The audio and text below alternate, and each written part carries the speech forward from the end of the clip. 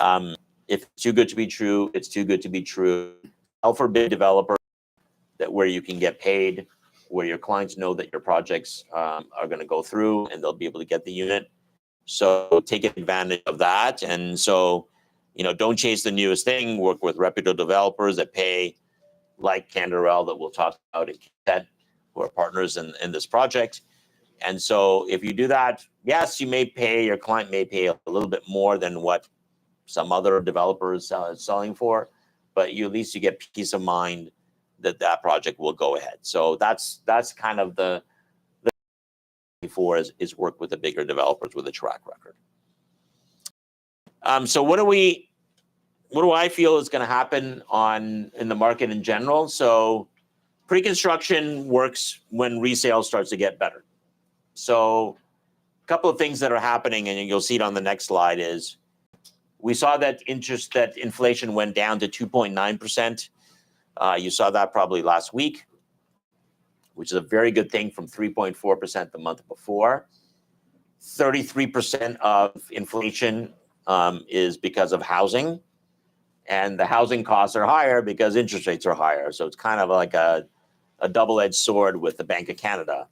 They're causing interest rates to go up. They're causing, pricing to go up. And so that's reflected in the housing industry that's in there. So we know that if you took out housing from the inflation story, you're at the 2% mark, which is what their target is. So it means inevitably that interest rates are going to come down, whether that's summer or that's fall, it's going to come down. And then when it comes down, you're going to see successive smaller decreases in interest rates. But you don't really need to worry about interest rates as much as you need to worry about bond yields. Bond yields is what you need to worry. You need to look at the 5-year bond yield. The 5-year bond yield dictates what fixed rate mortgages are. And so I'll tell you what's happening with that very shortly. But I believe that by the summer and the fall, the resale market, you already see this picking up. A lot of you are in resale. It's going to pick up even further. And that's going to translate into pre-construction, where more people are going to come into pre-construction. And that means in pre-construction, prices are going to go up. And then the incentives that you see today are going to go down. So there's always a cycle to this, right? And I think we are at the bottom of the cycle, in my opinion, definitely for resale and definitely for pre-construction. There's only so much developers can give away at the prices that they're giving away and make zero margins until they need to get rid of those incentives. We're seeing that with a lot of clients. So if I could tell you the best time to time a market, now is the best time to time a market in pre-construction, right? And I'll give you an example. How many of your clients are negative about pre-construction right now? Yeah, a majority of them, right? There's a stock that I bought about 2.5 years ago. Okay, this stock was doing okay, and then it fell by 40 to 50%. And the stock was in the doldrums. And then I talked to my friend who's in this industry, and he said, Riz, hold on to the stock. The future is going to be this. Okay, so I held on to the stock. Not only did I hold on to the stock, I bought that stock at that price. Okay. The company just reported earnings about a few months ago, and the stock went up like a bomb. Okay, it was the largest growth of any stock in the NASDAQ. Can anyone tell me what that stock is? NVIDIA. That's the stock. I bought that stock at $120. It's now trading at $800. Okay. Now at $120, no one wanted to touch that stock, right? Because everyone believed, who's this company? My friend happens to be the largest AI fund in the world. The company is called Radical Ventures. They put in money into some of the top AI companies. It's only focused on AI. And so they work with NVIDIA a lot. So he said, Riz, I'm telling you, AI is going to go over. Keep buying that stock. And by the way, here's 5 other stocks that you should be buying. And what are those 5? So I'm just saying to you that real estate works in similar cycles, right? People think that real estate's really bad. People think that the market's bad. People think that prices are going to fall. Everything's going to be at the end. And then the market starts to pick up like it did with NVIDIA. And then everyone wants to come back into the market and they miss that opportunity to buy that NVIDIA or that pre-con at the right price. Today, you are buying pre-con at a ridiculously low price. You're buying better than the returns than the actual developer is going to make until they complete it. I can guarantee you that. There's projects that we're working on in Hamilton where the developer is not making even close to the returns as the actual purchaser is going to make. The project that I'm going to show you right now and Shannon's going to show you, literally all these prices that we're showing are loss leaders because they can't build it for that price. But they're doing that because they believe the market's going to pick up and they're going to drop all the incentives and go from there. So if you're getting in on the right time in pre-construction, now is the right time to get in. Okay? So if we go to the next slide. So everyone talks about construction costs, and the construction costs are going down, which is a great thing for developers. Okay? So we're seeing that happening more in the 416 versus the 905. But our expectation is that's going to be a quick reversal. And why is that going to be a quick reversal? Because the amount of trades that are coming into the space are actually less than the amount of leaving. So trades are leaving at a faster rate than people are actually coming into the trade. So the immigration that's coming in here is great, but they're not targeting the right immigrants for our trades that we need to build. So remember, the same trade that you're using for a construction project is the same that you're using for an infrastructure project that the Canadian government is doing. They're building a ton of new roads, and they're building, new transit and so on and so forth. So the trades are getting dried up a lot. Material costs are coming down, which is great, but that's not going to make a difference because the trade costs are just so much higher, and they're going to continue to get higher as they go along. So if you believe that construction costs are come down to the point where prices will come down, it won't happen. So we're going to see these elevated prices for a lot longer and a lot longer time in pre-construction. And that's going to happen where resale is going to start to pick up, pre-construction is going to start to pick up. So you won't see prices coming down lower than what we're seeing right now in the industry. Bond yields. This is critical. This is what I talked to you about. So in October of 2023, the 5-year bond yield was 4.2%. If you got a mortgage in October, you're probably paying anywhere between 6 and 6.5% for a 5-year mortgage. Okay. All of a sudden, the economy started to do poorly, and so bond yields started to fall to where right now in February, that's at 3.67%. Now that 3.67% was 2 weeks ago. The bond yield today is about 3.53%. So it fell even more. Why do you think the bond yield fell more from 3.6 to 3.5 in 2 weeks? And the inflation number came out. The inflation number meant that inflation is going down, and so now the bond yield is going down even further. The bond yield translates into the 5-year fixed rate. So the 5-year fixed rate from that 6.2, 6.3% is now at 4.69%. So now you're seeing the spur in the resale market, right? Clients are coming out. They're starting to see that the interest rates are starting to drop. They're qualifying more. They're starting to see the prices are stabilizing. They want to get into the market. So you're seeing bidding wars in certain projects that are coming back up. That's only going to get better. Desjardins is predicting that by this time in a year from now, we're going to see the interest rates, the Bank of Canada drop a full percentage point from where we are now. And that's when you're going to start to see the market start to really take off. Okay? So this to me is a critical component of why the market is starting to pick up. And as we start to see the Bank of Canada start to go down, then you'll start to see a real increase in real estate and overall. So let's keep watching that.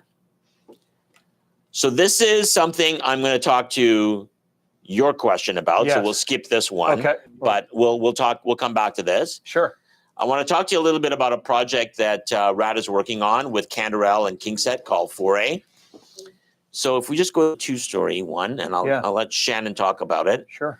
So this project is at Bathurst and St. Clair. It's an incredible midtown neighborhood. This area is completely transforming. So if we look at Yonge and Eglinton, we're actually going to be doing a project there in the next couple of years, but we did a research on how many actual units are coming out in Yonge and Eglinton. And over the next 4 or 5 years, there's close to 35 to 40,000 units, condos coming out. It's massive what's happening at Yonge and Eglinton, okay? Which is great, because I think the neighborhood needs it, transit, so on and so forth. The sleepy area has been Bathurst and St. Clair. And why is that sleepy? Because there hasn't been a lot of land available for sale for high-rise development. But you think about the difference between Yonge and Eglinton and Yonge and St. Clair. In St. Clair is between one of the most expensive neighborhoods, which is Forest Hill, okay? It's also bordered by some of the best schools, which Shannon will talk about. Yonge and Eglinton doesn't have that. But the prices at Yonge and Bathurst and St. Clair are almost the same, even though it's further south, Yonge and Eglinton, and the prices are actually less on some of the units that we're talking about at Bathurst and St. Clair. Rental values are higher at Bathurst and St. Clair than they are at Yonge and Eglinton, because the neighborhood is just that much more expensive. You're on the subway system, and you've got a great builder here that's doing a 3-tower development that's going to have a master plan community, 40,000 square foot of amenities, new retail, and you're right next to the subway, which is right at the Loblaws next door. So this to us is a development that's going to be a game changer for Midtown Toronto. It does start with Canderel. So just a little bit of background on Canderel. They've got close to 8,000 condos that they've built or under construction in the GTA alone. They've been responsible for major projects that I bought into, and I think Shannon's bought into a couple. Aura College Park, which is at Yonge and Gerrard, Canada's tallest condo currently at 90 stories. YC Condos, which is 1 block north that we sold as well. DNA Condos, DNA 1 and 2 and 3, which is in the King West neighborhood. They also have 900 and 908 St. Clair. 900 St. Clair just is coming for completion in April, so it's going to be registering there. It's got LCBO at the base of the building. 908 St. Clair's across the street is under construction. And 624 Shepherd, which is at Bayview and Shepherd, which is under construction up to the 11th floor on that. So Canderel bills, usually when you buy in a Canderel building, you've got great returns because the projects have done very well over time. I still own my unit at DNA 3. I still own my unit at YC Condos. I've sold my unit at Aura Condos. I made great money on that one. Who's So, used to sell them? huh? I've heard of a company that's really good at selling. Yeah. We'll tell you about them a little bit. Just to chime in a little bit on this slide, I had the privilege of working with Canderel for over 20 years. I've sold a lot of their pre-construction buildings. I own in a lot of the buildings. And as Riz had mentioned earlier, I think it's really important to pick that developer, which Canderel is. They pay you as an agent and they deliver a really good product to the client. Yeah. Very, very important. So Shannon, do you want to know about the neighborhood girls? Yeah. So I'll get Shannon to talk a little bit We'll about switch. it. Yeah, we'll switch. Oh, hold on. Microphone switch as well, Oh, so we don't forget. So who's actually heard of Foray? Of course, of course. Who else can I pick out here? Perfect. Okay, so let's talk a little bit about, Riz touched on the tower. If Back up. yeah, just go back up for a second. So there's a total of 3 towers here, okay, right at the north east corner of Bathurst and St. Clair. So this is what we're focusing on right now, called the Peony, 32 stories. And this will come out hopefully in the fall, as we're going to be starting construction on this tower very shortly. Okay, at the base of the building is going to be commercial retail space. Canderel will own that space, so they have very tight control over what they're going to put in the building. The background field that you see is St. Mike's Private School. And the best part about this project, you literally come out your front door and the St. Clair West subway is right there. Okay, now we can continue. So we've mentioned Northeast corner? northeast corner. Yes. Yes, exactly. So you have the Loblaws there. You also have the Joe Fresh. Okay. So we did some research about comparables in certain areas just to show you the value that you're actually getting at Foray. And if we look at Vaughan first, we've noticed that the average square foot is about $12.50. Then we looked at the Yonge and Steeles area, and it jumps a little bit to around $14.50. Then we looked at Victoria Park and Shepherd, which is around $15.50. Yorkville, we see a greater jump, obviously, to about $16.50 a foot. And then Harbourfront, you're at, again, about $16.50. So what are we at Foray in a prime location? Really, really great opportunity at very competitive pricing, because on average, we're about $14 to $14.50 a foot. Okay. Getting back to location. We are surrounded by some of the best private schools in all of Ontario, including being in the zone for the Forest Hill Public School. So we're very close. Just to the north of us is directly the St. Mike's All Boys Private School. We're also very close to BSS, the York School. Widgewood Public School is also a great public option, UCC. So a lot of families want to come to this location to be able to send their kids to some of these top-notch schools. This is one of my favorite shots. So this is actually the lobby of Foray, and you can see how close of a walk it is to the St. Clair West subway. Then you have the Joe Fresh and the Loblaws. You also have the streetcar that runs east and west along St. Clair. We'll go back down. Keep Jeff. going. And this really means a lot because a lot of people want to buy on easy transit. It becomes a lot more accessible. And what we did is a test from St. Clair West. It's actually a 10-minute transit ride to get to U of T. Some people aren't too familiar with this line. They're very familiar with the Bloor line, and it's a lot less traveled than the Bloor line as well. It's also a 10-minute ride to the George Brown College.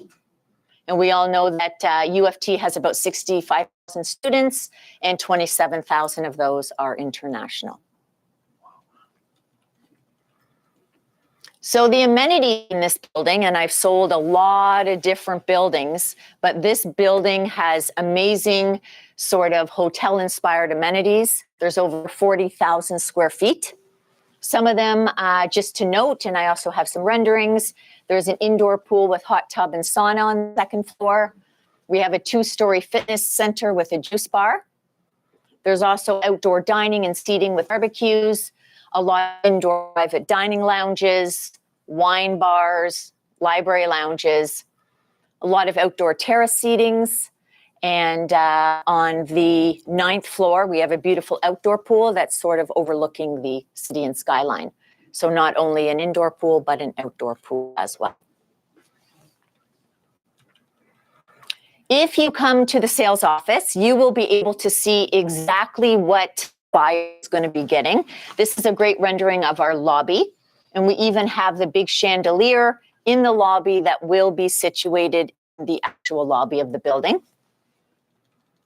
Great rendering of the second floor fitness facility with the yoga studio up top.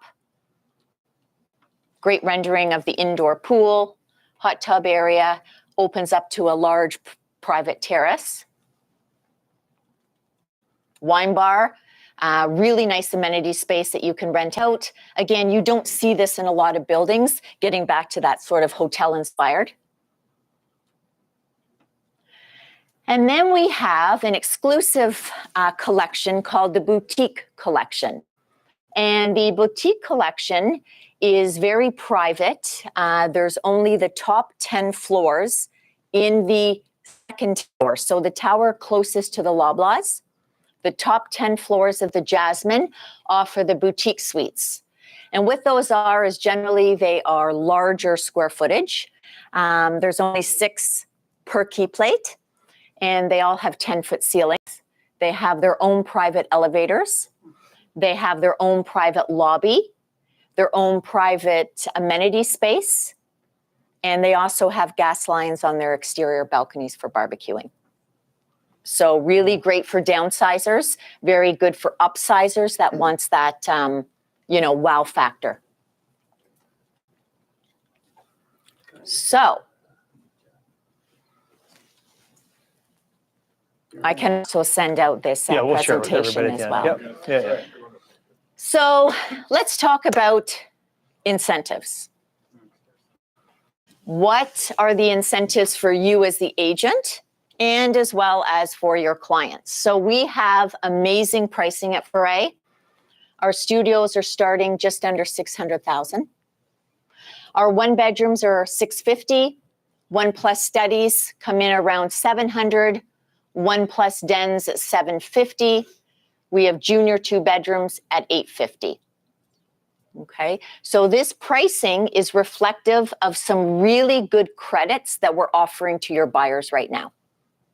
So you can see this drops the average PSF starting as low as $1,250.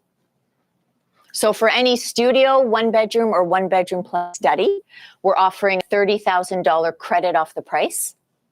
That can either be discounted directly off the price to reflect on the APS, so that deposit is based on less money, or you can have it as a credit off the price at closing.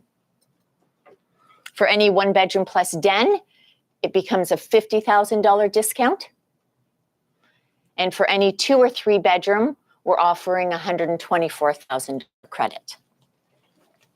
Parking is $124,000, so you can look at it that your client would be getting a free parking spot. For 2-bedrooms plus, or Yes, For the parking. yes. Little guys don't get one. So unfortunately, right now, no 1-bedroom plus dens or 1-bedrooms Be qualify, Okay.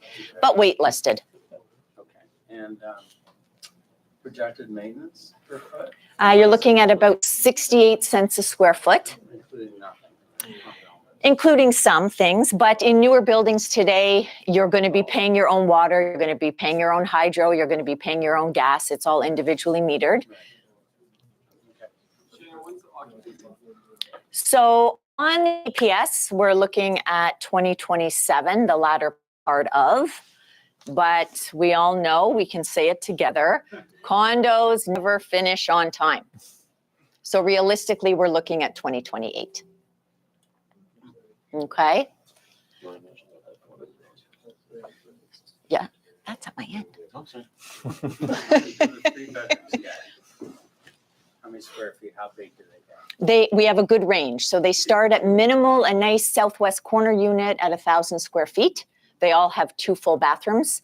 And some of our boutique suites, you can combine into 4,000 square feet if you wish. So we have a lot of different floor plans of the building. Those 2 buildings that we looked at the beginning sit on this really nice 9-story podium, which is all residential as well. And then the towers start roughly on the 10th floor and go up. So all the amenities will be shared between the 2 towers.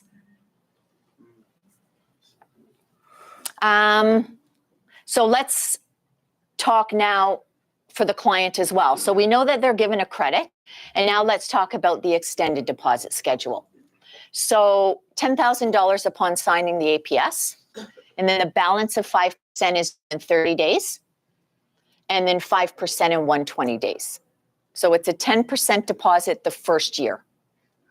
We require that for our bank financing. So, someone will say, well, Shannon next door or down the road is giving 5% only. Again, getting back to, is it too good to be true? You want to be very careful because you as an agent generally don't get paid until after that 10% gets cleared anyway. Okay. And then 2.5% in 750 days. So year number 2, and 2.5% in year 3, which is 1095 days. So there's 15% deposit due over 3 years, with your final 5% due on occupancy, with realistically speaking, will be 2028. Okay. We're also offering free assignment for your client. Usually it's a value of 10,000, and free islands. So in our sales office, we actually have a full model suite, and it shows the island. If that island's on your floor plan, we are including it at no charge. Usually it would be an upgrade of 75. Now let's talk about you as an agent. Commission, money. So we are offering 5% commission. Okay, half of that will be paid after the 10% clears trust. Okay, the other 50% will be paid at final closing. In addition to that, if you do 5 deals, we're paying an extra $50,000 bonus. And that bonus is paid in full, 100% of it, after 10% clears cashes. So let's do some math. Mitch, you do a condo for $800,000. 5% of that is $40,000. Let's say you do 5 of those. Plus the bonus, $250,000, which of half of the 5% and the full bonus is paid after 10%, exactly like a resale deal. What percentage of the building has it been sold? So we are focused. We've just released some new units. We are focused on the remaining inventory of the Peony building. That's the one in the middle, because we're going to be starting construction and launching the Jasmine, which is the second phase, at higher pricing. So it's a great opportunity to get into the Peony building with the extended deposit, with the credits, before the next launch happens at higher prices. To answer your question, we're about 70% sold. We did our first release. It sold very, very well. We did a release about a month ago, and we introduced some great new floor plans, which I'll show you a few of them. So you're really essentially getting in at day one pricing. Just a few of our floor plans to touch on. This is an incredible south-facing 1-bedroom. Really nice thing about our key plates is they're very rectangular. So you're getting maximum use of the square footage, very little wasted space. Huge walk-in closet in this one, which is nice. Facing south. So south of our building, in this building, you're overlooking a really nice park. So your view is sort of guaranteed. Okay, has a balcony. With the $30,000 off the price, you're looking at $680,000. Which side of the block? If you look at the building facing north, St. Mike's roof would be about 4 stories. So anything above that, you're overlooking into residential area. Okay. Another example, 1-bedroom, nice big bedroom sizes. Okay. Our kitchens, again, what you're actually getting as a standard is all displayed in our sales office. The quality of finish here is really, really, really high end. Again, starting at about $650,000. This is another great 1-bedroom plus den. This would qualify as the $50,000 as a credit. Again, nice size living rooms. Den, this is an open concept den. Junior 2-bedroom. The den is large enough to be able to sleep as an occasional bedroom, office, whatever you want to use that. You have some flexibility in that space. And then we have a nice 2-bedroom plus den. It's a corner unit, northwest. Obviously, in a corner unit, you're getting a ton of sunlight. Windows. The den even has a window. Double vanity in the master ensuite. Really well use of square footage. No wasted space. And then you also see that island is included on the floor plan. So again, we have a really nice sales office. We have spent over $3 million sales office, so it has everything in there for you Incredible. to use. So all you have to do is bring your clients to us. It Okay. shows that. That's a $3 million sales. Yes. Yeah. So It's unreal. for those who have seen it, the buyer really gets the sort of experience of seeing the huge big building model. We have 2 model suites. One of them is a full 2-bedroom. And then we also have right across a vignette of the bathroom and kitchen in the boutique collection. So you can see those 2 sort of differences. But we have salespeople that will do everything for you. Some of you may not be too accustomed to selling pre-construction. Some of you may be nervous about, oh, my client's gonna have this, I don't know how to answer the question. Don't worry about that. Just pick up the phone, bring your client to us, we will do everything. And then you'll be able to learn from us by the questions that we get and how we answer them. But this opportunity, as far as the credits and the extended deposit and the first day pricing before we start construction, very limited time. What is the working hours of the office? So we're open Monday to Thursday, 12 till 6.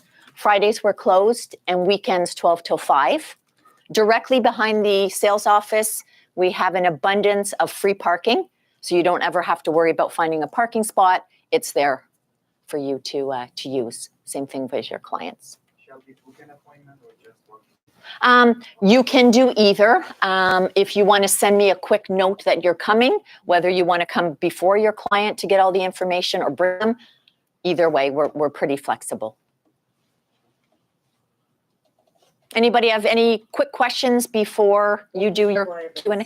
Mortgage requirements, what do you need, a pre-approval or a real approval? So we need mortgage pre-approval. We can also use a mortgage broker as long as it states a tier 1 bank that the approval's coming from. What is the deposit for non-resident? Non-resident, they're With the worker. with the work permit, as long as it's valid for 183 days when signing the agreement, I can do the same deposit for work permits. Good question. Any other brief questions Yeah, before? great questions, guys. Thank you, Mon. Any other questions about the project? Yeah, Nico. What is the construction timeline for the Jasmine and the others? So the Jasmine and the Peony will be building together because they're shared through a podium. But we'll start construction first of all on the Peony with half of the podium. Then we'll start sales on the Jasmine, start construction there. The Iris is the 3rd building closest to Bathurst. That will start, it's a separate sort of entity around us. They're older buildings. So it doesn't really reflect the true market value of the rental.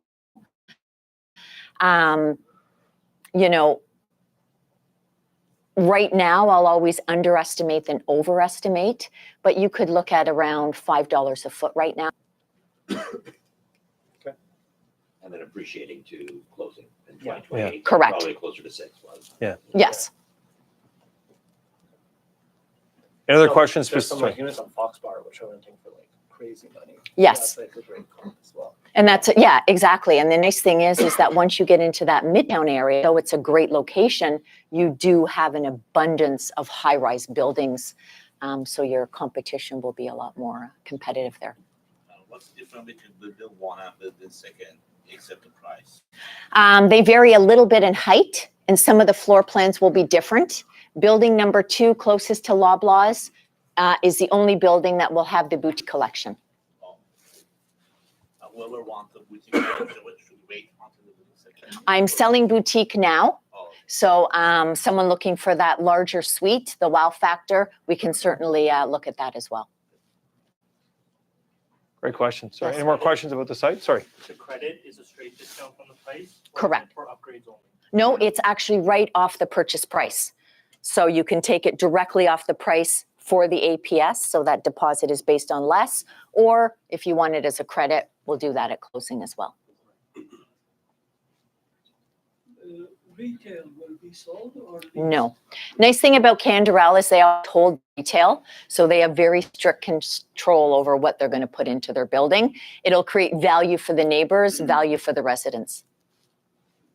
Visitors parking? Yes, visitor parking will be underground. We haven't finalized the exact numbers. That's where you park to go to the hockey game at St. Mike's. Yes, Yes. Not anymore. right. Okay, I'll let you do your, Sorry, yep. So last question on the project. there'll be a portion that will not be and a portion that will be. Great questions, everyone. Thank you. So, yep. Just quick, are you finding parking is obviously a hot topic? Are you finding it's not really it's changing on the resale side too, especially when you're in a high density area and traffic, major traffic? Are you finding any challenges on your end on the 70% that you've sold with respect to parking?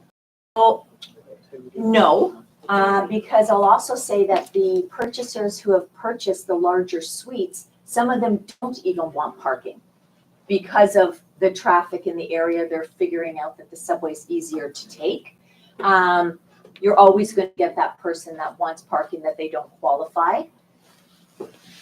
It's not as important, I find, today for buyers than it used to be 5 years ago. And especially, I think it depends on the location. It would be a lot more important if you're out in Oak or Scarborough and you're not, steps away from transit, then the emphasis of having parking would be a lot greater. Just to give you an example of that, we're working on a Yonge and Eglinton project, 700 units, and there's 60 parking spaces. Yeah, I have a client. It's getting worse. Yeah, it's getting At tight. Yonge and Eglinton, there's Yeah. parking available on the resale side, and it's discounted based on the delta from when they bought it. I'm like, stupid us. If you want parking, this is one of the last projects. They're going to be able to availability of parking for like 2 bedrooms and 3 bedrooms. After this, we're going to have 2 bedrooms, 3 bedrooms, no parking. So, huh? It's becoming more like New York. Correct. Yeah. And it's not mandatory to have a certain amount of spots within the building. Yeah. Like it They It's an want- education. They want no spots. Yeah, you don't need any parking anymore downtown. Is No. it as a cost? Why can't they build that parking under? Yeah, no one wants to build. So if I'm selling you a parking 124,000, Yeah. the cost to build it is 220,000. So every builder is losing money on parking. Below grade costs are the highest in history right now. So the city of Toronto said you don't even have to build parking anymore. So nobody's building parking. So that's why to get these kind of projects, if your clients really want parking for a 2-bedroom, this is going to be one of the very few that's going to have that. Does parking have an electrical roughness for electric cars? So it can have it. Yeah, you can have What's the it for that. cost? You know that? 145. Total. Yeah, Yes. yeah, total cost. Yeah. Opposed to 124. I know you want to ask some questions. Yes. Yes. So So- this is great. I love the questions room. I think it's great. I think it's so interesting, Riz, just to share hear that one tidbit of information. I think I love hearing that information regarding the cost of parking. The builder's losing money on parking.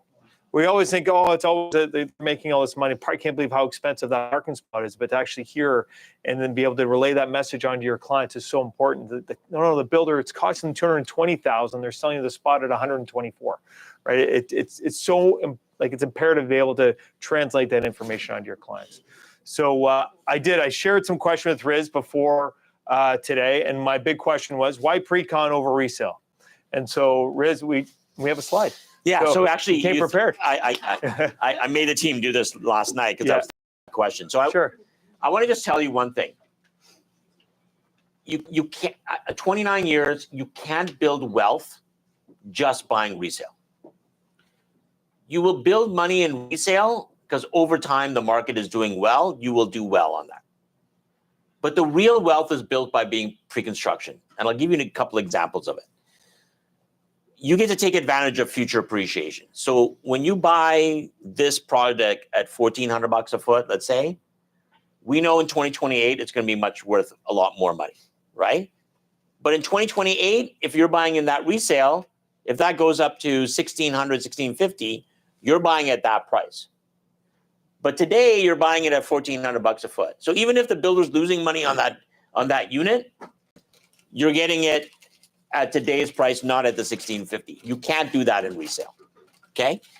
You get to take advantage of future rent increases. So I want to tell you that over the past 2 years, rents have gone up by 22% in the Greater Toronto area. Okay? So if you are putting in a renter today, and let's say that's 8 to 10% increases that we've been seeing, they are locked in at that price. You're locked in on that rental price. Whereas in pre-construction, I'm taking advantage of the 5, 6, 7% increase in rents. And in 2028, let's say it's $5 a foot, like Mitch said, and it goes out to $6 a foot. If I'm renting at $5 a foot today, and if I'm on a rent control building, good luck getting up to $6 a foot. There's no way. But the problem is that even if it's not a rent control building, you don't want to lose that tenant. So you'll compromise and not make them at the actual market value, take a lesser hit. So the good thing is when you're buying pre-construction, you get to take advantage of the full rent at that time because that's the new bar of where rents are going to be. Okay? You get to use limited deposit and benefit from the upside. So when you're buying in resale, you're putting 20, 25% down, and then you're mortgaging the balance. At today, let's say if you bought in October a resale, you're at 6% probably for 2-3 years. Now what happens in pre-construction, you're putting in 15% over a 3-4 year period, but your mortgage is not till 2028. No interest rates are going to come down there. So you get to benefit from the fact that in the future, the rental appreciation that happens from that. You get to leverage tomorrow's interest rates today. So you get to buy today at the 1400, 1450. Today, let's say the 5-year rate is at 4.67. You're locking in today if you're buying resale for 2-3 years. Whereas in the future, we know that 5-year rate is going to be probably in the 4% range, could be even lower. You get to benefit from that at that time. Okay? And the great thing about pre-construction is, let's say you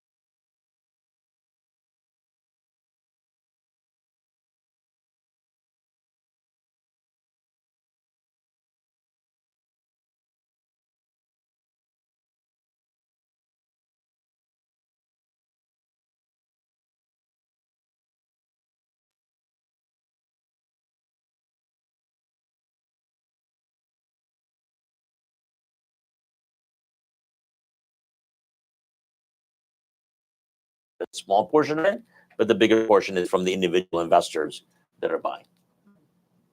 Fabulous. And then just to change gears here, when you're talking to your clients and agents like us at your sales office and talking to clients, what are the top things in today's market that our buyers are looking for? So when you're talking to a buyer client walks into the sales office, what are the top key selling factors of any project that when you're presenting it to them, presenting for a, what are the key selling points that you're sharing with these clients and agents like us? Number one is builder.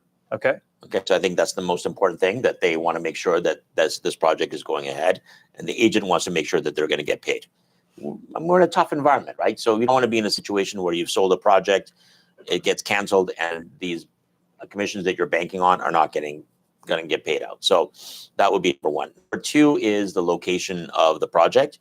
Is it on transit? Is it close to transit?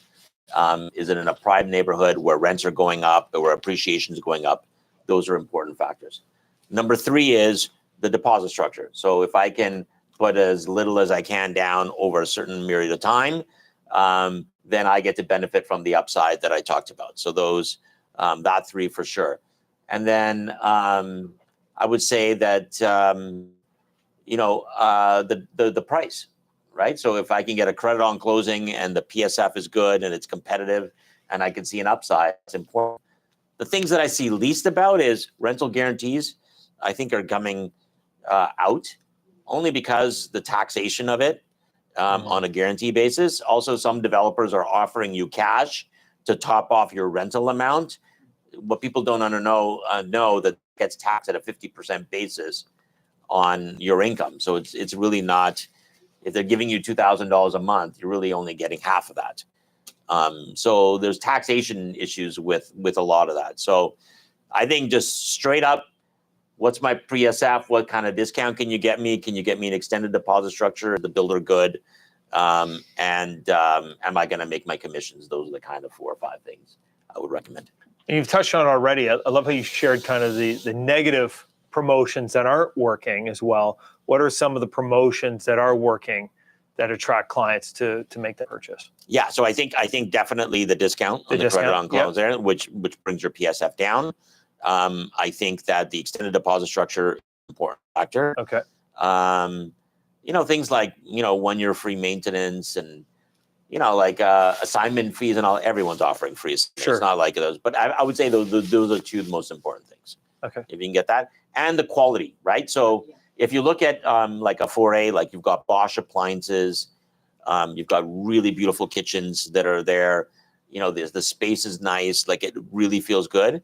If they compare that to, a competitor or somewhere else on the road where they're using, cheap Italian or, US based appliances, the kitchen looks average, the finishes look average. When you're renting that out or you're looking at capital appreciation, you won't get as much as you would do in a building like a 4A that's elevated. So if you can get an elevated finish, an elevated building for a price that's similar to what you would see in North York, it's like a no-brainer to me to be able to do that.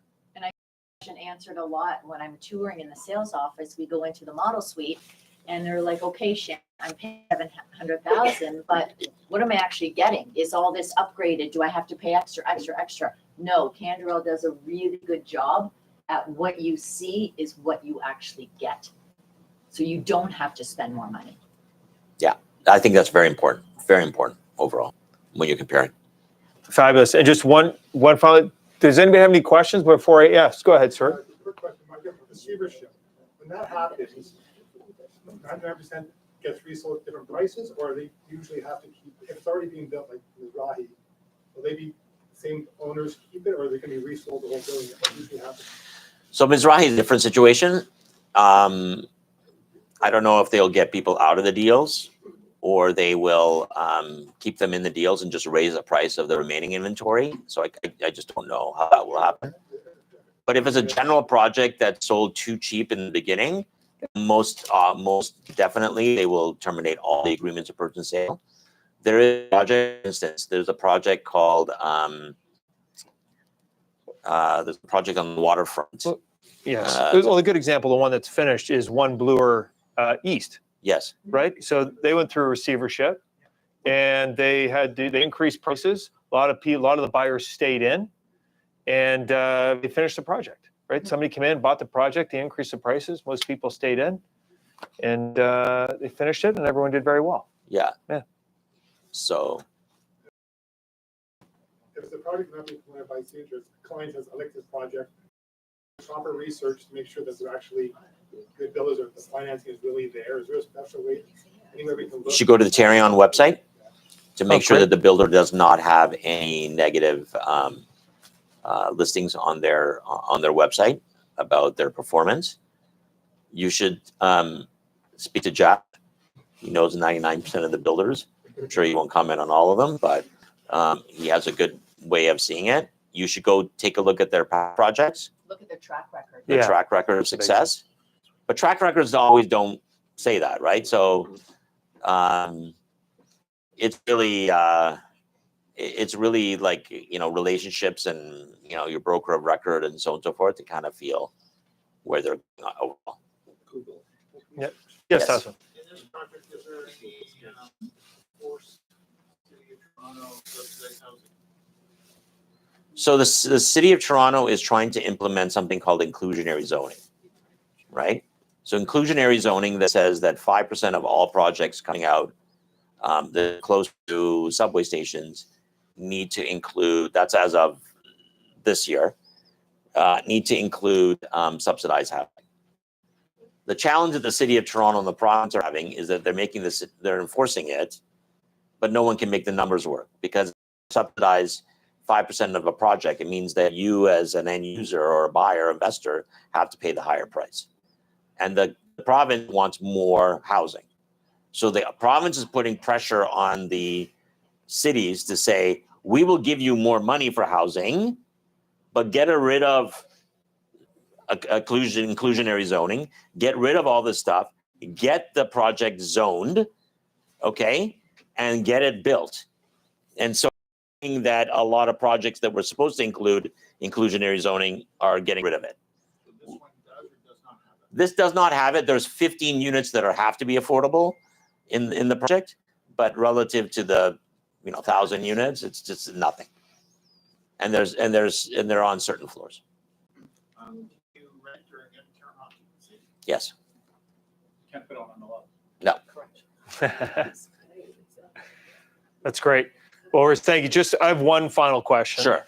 You mentioned, obviously there's been some turbulence. You mentioned at the beginning of your presentation throughout the last probably year and a half or so. And then you've mentioned now being the time, so your vision now, your the way you foresee the market kind of rolling out down the road as we get into 24 and 25. I think you made some really valid points, and you're saying the real issue we're going to have is not now, but starting mentioned 2026 and going forward, we're going to have a real crunch on housing. Yes. Would you say it's going to be a slow crunch, or